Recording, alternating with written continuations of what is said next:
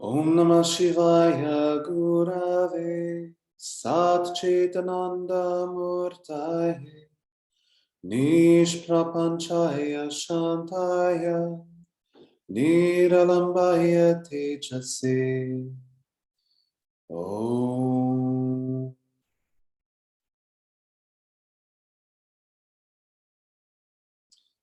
Welcome back to our next lecture, yogis. Today we're going to be discussing the 5 main parts of yoga. So if you would be so kind as to turn to your lesson number 4 in your manual, the 5 great parts of yoga, you will see here that I have an image where I've actually got a few other paths included into this. This is for a little bit of later study and learning. We've got the Raja Yoga, Bhakti Yoga, Kriya Yoga, Jnana Yoga, Kundalini Yoga, Karma Yoga, Tantra Yoga, and Hatha Yoga. And this is so that later on you can explore many of the beautiful paths that yoga has to offer. And these are just some of the bigger traditions. And in the lesson, you will go and study through these 5 main ones over here. Hatha Yoga is obviously the main subject of our course together. But it's inevitable that as you are practicing as a yogi, that you will be pursuing karma and bhakti yoga, which is your service and your devotion, your jnana yoga, which is study of the philosophies and the scriptures, the Raja Yoga, which is the 8 limbs as set out by Patanjali, and ideally the meditative practices. So in your manual, there's a nice, concise definition of each, and I've actually given you a little symbol there as well, which is helpful to study it a little bit further. Traditionally, there are 5 main paths in the yogic tradition. As I say, I've added in a few more for you to look at. There. We've spoken a bit about Hatha Yoga and what that means, what that looks like, what it implies, and what you're going to be focusing on this course. But there are others. And the lessons which follow in your manual cover those to some extent to give you a nice definition of each one. The first one that we're going to examine together is what is called Bhakti Yoga.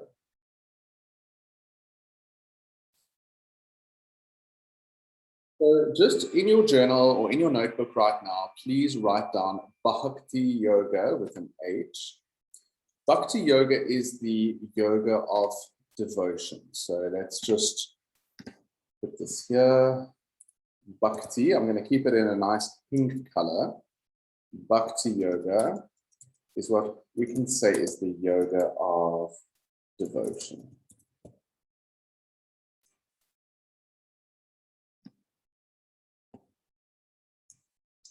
Remember that some of these yogas don't actually have any physical postures, any physical movements required, like we normally think of as asana-based yoga, but they've got other aspects of union with the divine. Bhakti Yoga is the yoga of devotion, and it is expressed through people who are very heart-based. How many of you, I wonder, have gone to a religious institution in the past, like a mosque or a church or a temple, maybe even out in the temple of nature, and you just feel that sacred connection to the divine? And you just want to sing to the mountains with excitement. You can feel this love of the bigger picture and the beauty of life and God. You watch the sunrise, and you're just blown away by the magnificence of that moment. Or you fall in love, or you're in a cathedral and you're just overwhelmed by the beauty, the sacredness. These are all bhakti, feelings of heart-based connection and devotion to the divine. And there are yogis who spend their whole lives practicing that feeling of devotion, harnessing and creating that feeling of loving devotion and being in awe of the beauty of life and the divine. And so they will sing mantras and songs in celebration of that.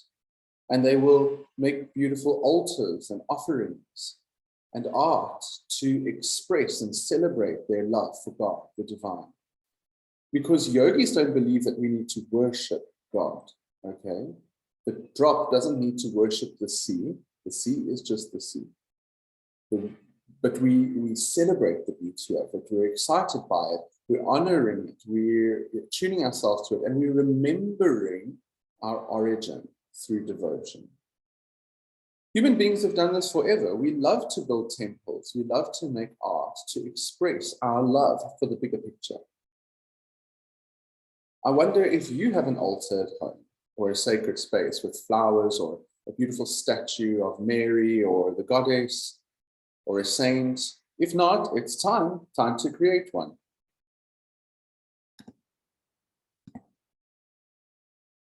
So why not start with a sacred space at home? This is a nice way to start your bhakti yoga practice. Start with a sacred space at home. This could be an altar or a shrine. What is the difference? An altar is a working space, a spiritual space where you can actually work.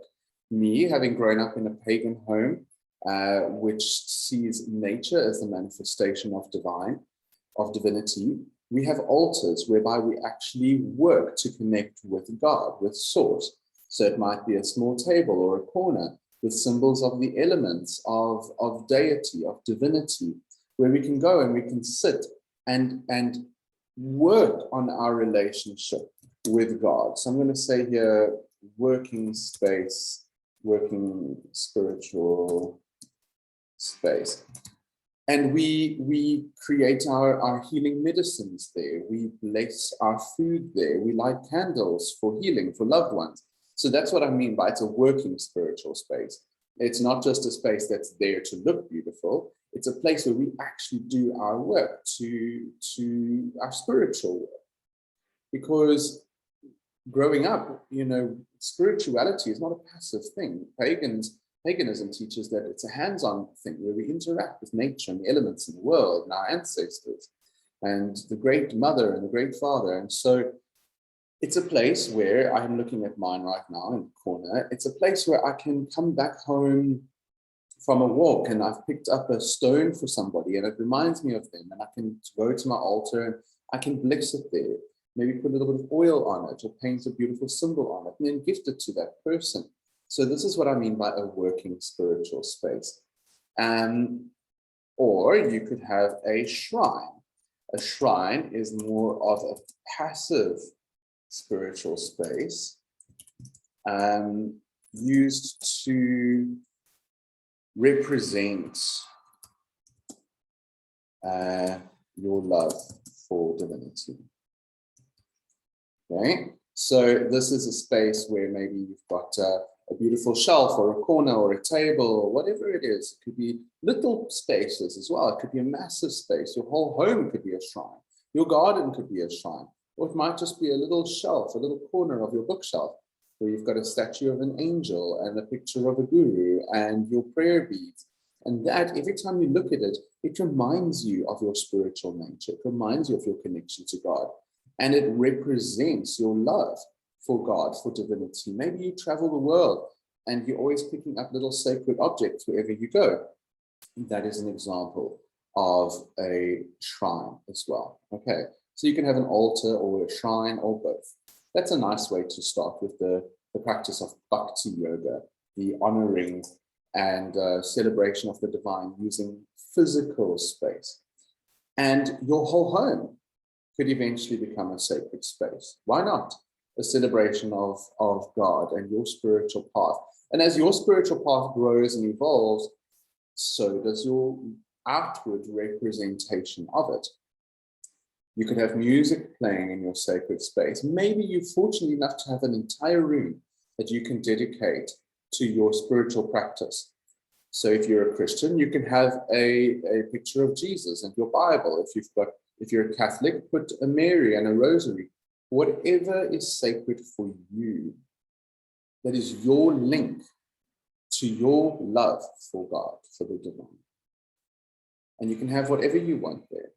It mustn't be cluttered with physical and mundane things. You don't want wallets there and purses and socks. It's it's a place we treat with absolute love and respect, and we keep it clean and beautiful. So when you come home, you light your candle, you light your incense, and you reawaken that sacred space. That your loved ones must also learn to respect it. That it's a space whereby you don't just chuck your car keys. All right, this is my sacred space, and you can have your sacred space, or we could even have a sacred space as a family. This is my place of bhakti, of devotion, where I can sit down and pray and meditate and say my Hail Marys or chant my mantras. All right, so let's have a look at other points on bhakti. So an altar, a shrine, sacred music, okay, going to church or temple or sitting in your sacred space and chanting or singing songs that lift your soul, singing, chanting, instruments, humming, dance, whatever it is that is sacred to you. Art could be an expression of bhakti, painting images of the different gods and goddesses, or an angel, or a spiritual landscape, or nature. Art could be one of them. Anything where you are expressing your love of God through these acts of loving service is bhakti. You could even be cooking a beautiful meal and putting all of your heart and soul into that as a spiritual experience. That is bhakti. You could make a ritual bath, a sacred cleansing bath, and light candles all around it and play beautiful music. And you're doing this as your time to devote yourself to God, to your love for spirit.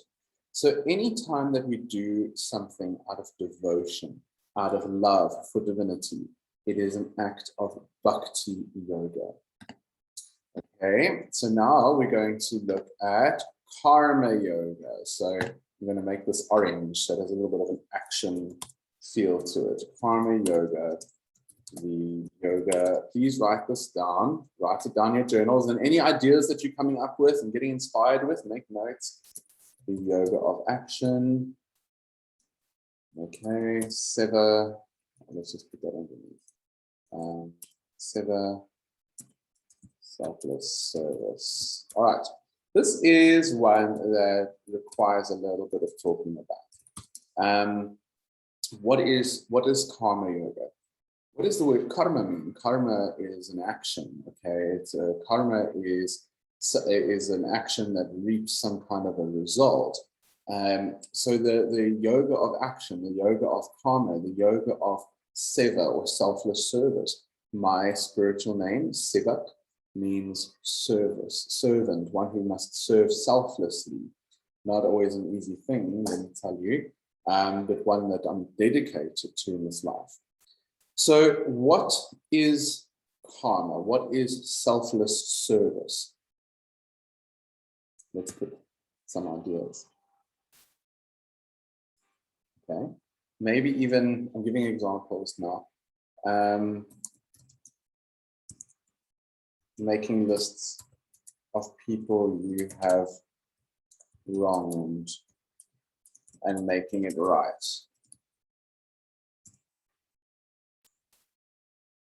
Okay. Charity work.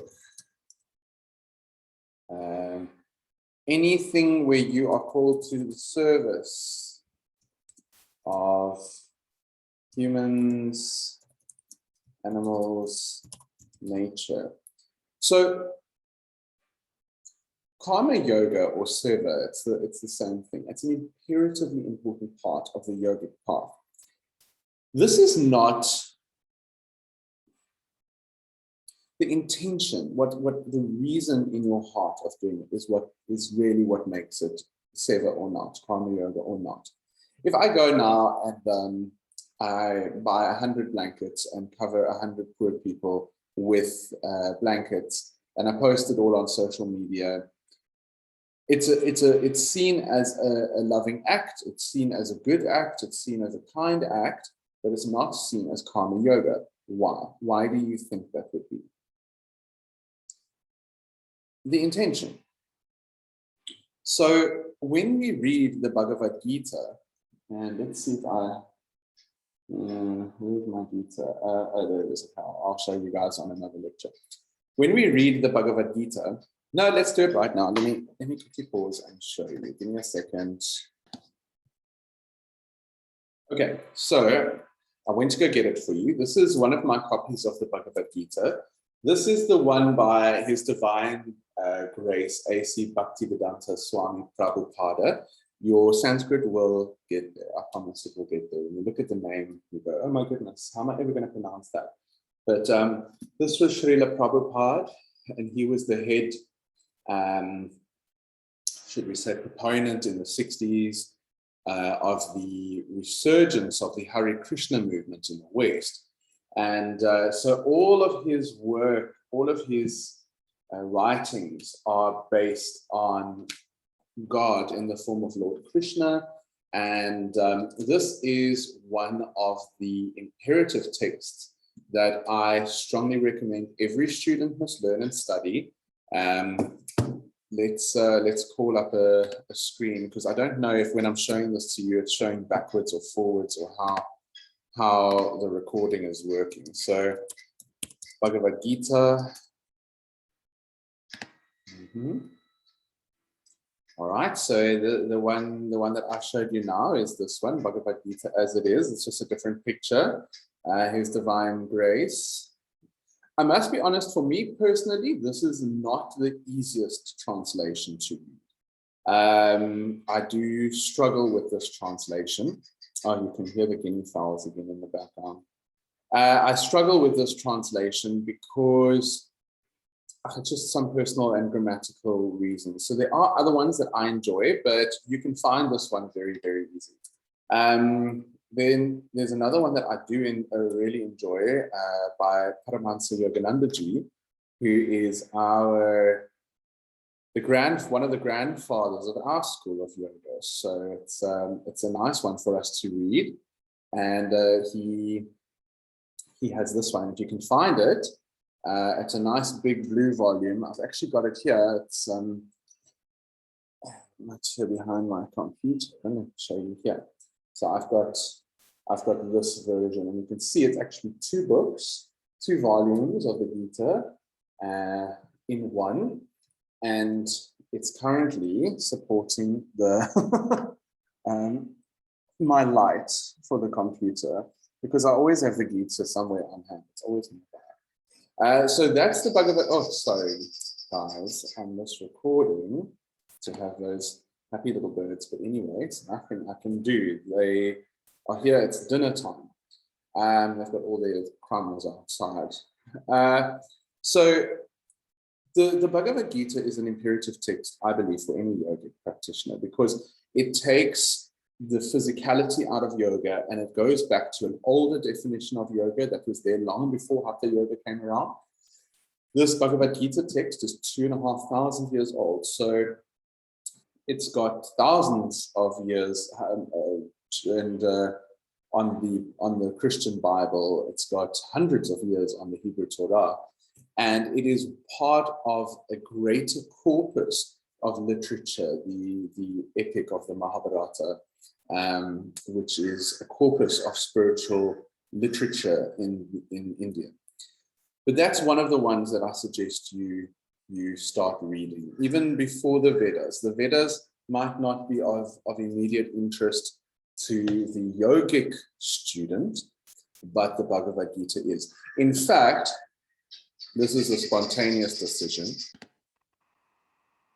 All right, so I'll just quickly pause the video and put it back on again. I'm feeling like what I should do, what I would like to do for you guys, is I'm going to put an audio version of the Bhagavad Gita onto the Academy. Of course, there's always different styles. And for a 2,500-year-old text, there's going to be lots of different people reading many, many variations. I might post one or two links so you can, I think the way in which people talk or read things is important, if you like their voice or not. So I'm going to post maybe a couple and maybe even some lectures on it for those of you who are really, really interested in this text. This is a primary text for those of you who are interested in studying the philosophy of India deeper and the richer perspectives on the yogic teaching beyond the postures, beyond the practices of hatha yoga, which is what we are learning, the breathing and things, the real foundational roots of the philosophy. And the study of yogic scripture or the religious scripture or text is a path of yoga we'll discuss just now called Jnana Yoga. But this Bhagavad Gita explains in depth what Karma Yoga is, the yoga of action in service of God, in service of the divine. And my favorite translation of this is called the Bhagavad Gita, a walkthrough for beginners. Okay, I don't get any kickbacks from authors and stuff for recommendations of books and things. I'm just giving you my personal favorites. So this one is it's read by Jack Hawley, and I really like the sound of his voice myself. And I actually subscribe, should I say, to something called, I think it's pronounced Scribd. I don't think it's pronounced Scribdy. I think it's pronounced Scribd. But you can actually sign up onto Scribd for 30 days for free. I've been a paid member of Scribd for many, many years because it has all the books and all the audios and all the magazines and all the podcasts and downloadables and everything that you could want is here. So you can find anything. And you can actually listen to the audio of Jack Hawley's one. And I really, really like it. He's got this beautiful voice. And when I was traveling through India in 2020, this was the one I listened to throughout the journey when I was on the trains and things. So that's just a little bit of a recommendation if you want to go and really understand Karma Yoga in depth. But let's just continue with the actual definitions of Karma Yoga. So Karma Yoga it can be done through charity work. It can be done through good actions for people, for nature, for humanity. But really what Karma Yoga comes down to is that every action that I do in this world, every action that I do in this life, I devote the fruits of that action to God, to the divine, to the higher power. And so it actually doesn't even need to be charitable works. It literally is every single action. So let's take something simple like drinking a cup of tea. So as I make this tea, because it's going to go into my body and bring sweetness to my mouth and enjoyment and warmth to my body. I do this as an act of devotion to God within me, with the God that exists within me and within all life. And so I offer up the enjoyment of this tea to God. I offer up this food and the enjoyment of the nourishment of this food to God. So what it does is it bypasses the ego, it bypasses the selfishness, and it says, I'm not doing this for my enjoyment, I'm doing this as an act for God. And so everything then can become a divine service. When we sweep the floor of the temple on our yoga retreat, because every day we divide up into groups of sevadars, people who do seva as an act of Karma Yoga. So let's say that it's your duty today to sweep the temple. So as we sweep, we go, I'm not cleaning this floor just to clean the floor because Ryan said my name is on the roster today. I'm cleaning this floor because by doing so, I am providing a beautiful and a sacred and a safe space for my fellow students to nurture their spirits and to nourish their minds and to learn and grow. By sweeping this floor, I sweep away all my past karma, I sweep away my negative thought patterns, I sweep away the things that are holding me back from becoming a better person. As I sweep this floor, I am cleaning this space so that we can celebrate the divine mysteries here. I offer up this simple act of sweeping the floor to the soul of all of my fellow students. I offer up this simple act And by doing so, I make this a sacred action. I make this a sacred process. So what was now sweeping, a mundane and menial task, becomes a spiritual ritual. It becomes a spiritual practice. As I wash these dishes, I don't do it just because I have to. I do it because my family loves to eat off of beautiful plates. I do it because I'm so grateful for the opportunity to nourish the people that I love. I'm so grateful to the divine for the opportunity that we can have beautiful food on beautiful plates. Thank you, Great Spirit, for this opportunity to serve my family and the people that I love through the simple act of washing dishes. So every single action can be offered up to God. Every single action, and the fruits of those actions can be offered up to the divine. Isn't that beautiful? So the key here is that the service must be selfless. So we're trying to remove we're trying to say, I am not doing this for the small self, the little self. I'm doing this for the big self. I'm doing this for the oversoul of the universe. I do this because I am not just an individual. I am a part of a collective, a community, a tribe, a world. And every action that I do contributes to the upliftment or the destruction thereof. So this is why karma yoga.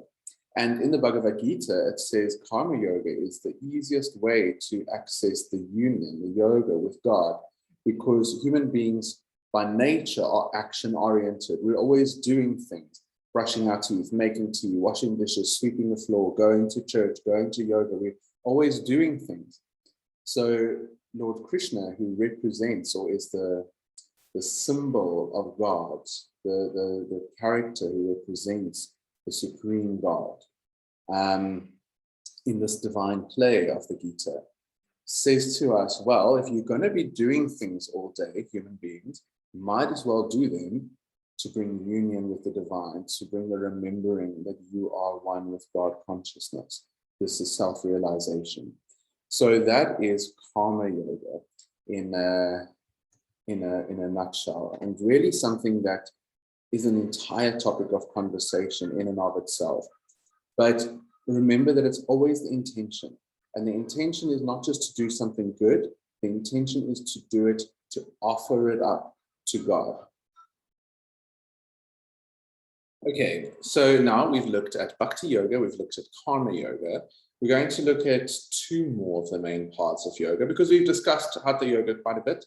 And we are going to spend the rest of this course unraveling Hatha Yoga in its entirety, because that's what you are learning to be a teacher of. The next one that we're going to look at is Jnana Yoga.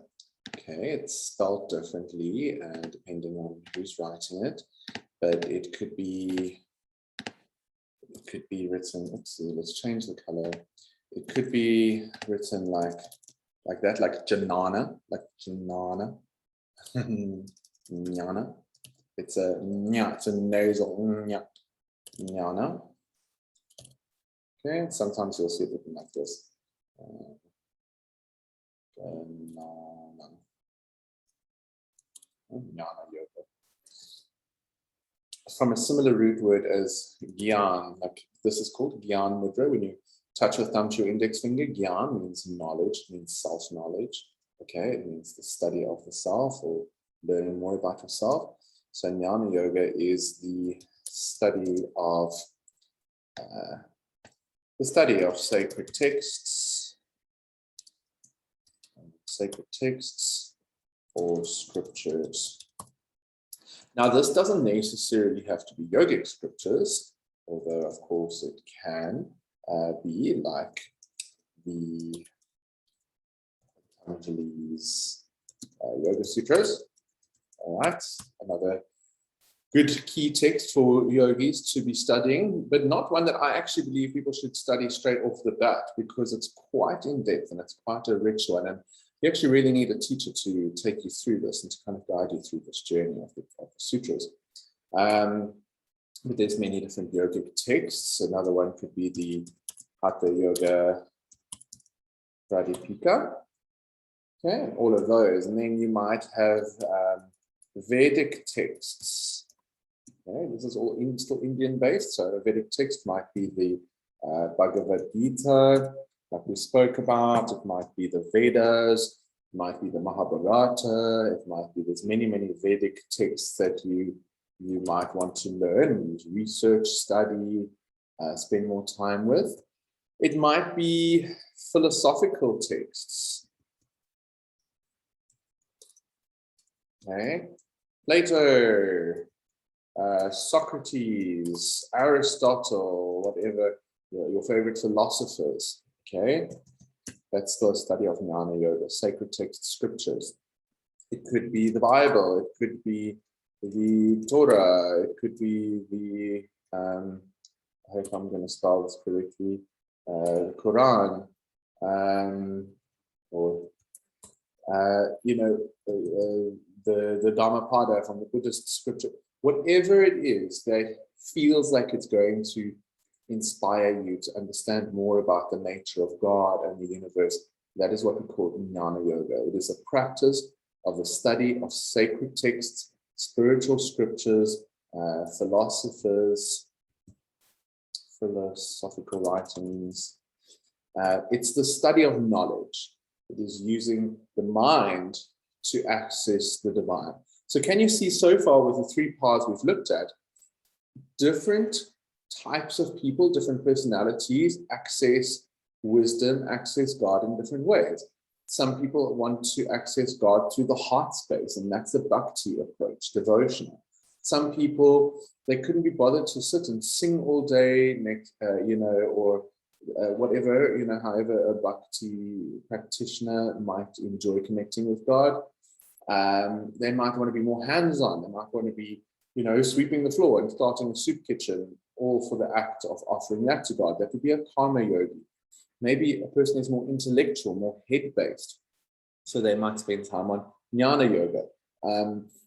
Hatha yoga is for people who want to work with the body and the breath. So there's many paths up the mountain, is what this is all saying. There's many ways, there's many forms and styles of yoga, and they're not all based on just the body.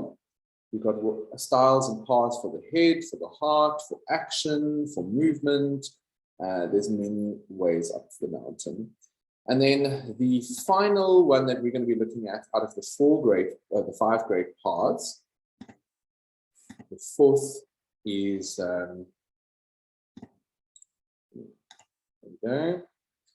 it is Raja Yoga. Okay. Sorry, my whiteboard skills are sometimes a little bit not the best. There we go. Sorry, it's just from my side. So Raja Yoga. Raja Yoga is the yoga that was taught by Patanjali, and it's also called the Ashtanga yoga system. Not to be confused, please, with Ashtanga yoga taught by Sri Patabi Joyce. Some people know Ashtanga yoga as being the primary series and the secondary series, and that is a specific physical tradition of yoga. It's not the same. The Ashtanga yoga is the 8 limbs of yoga, which we're going to be learning more about. Asht means 8. Ang means limb. Okay, so it's the 8 limbs yoga, and it's a wheel of different limbs that we're going to be looking at, and we're still going to unpack this more on module 1. But Raja Yoga ultimately is an entire lifestyle based off of a very specific path that Patanjali said, this is the path from A to Z. You start here and you work there, and you're going to kind of go through this whole wheel of these 8 things, and you're going to master them, and you're going to understand them, and you're going to live them, and you're going to go around and around these 8 aspects, these 8 limbs, which will all form the Raja Yoga, the royal yoga, the king of the yogas, is what he said. And ideally, what it does is it prepares us for meditation in its highest forms. It's not the yoga of the body anymore. It's not the yoga of service. It's not the yoga of study. It's not the yoga of devotion. It is purely meditative practice with the intention of connecting with God purely through the practice of meditation.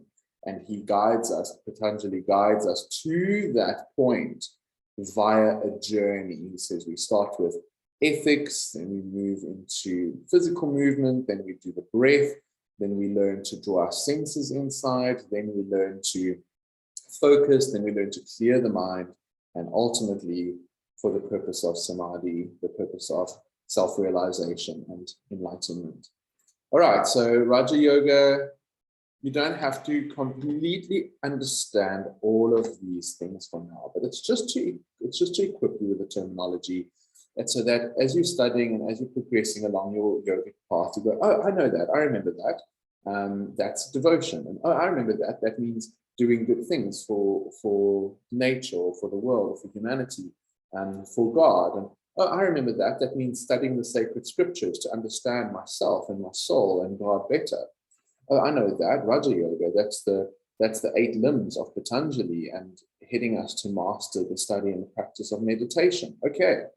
Hatha Yoga, the yoga of cleansing and purification and balance using postures and breathing and cleansing techniques and an Ayurvedic lifestyle and rest and relaxation.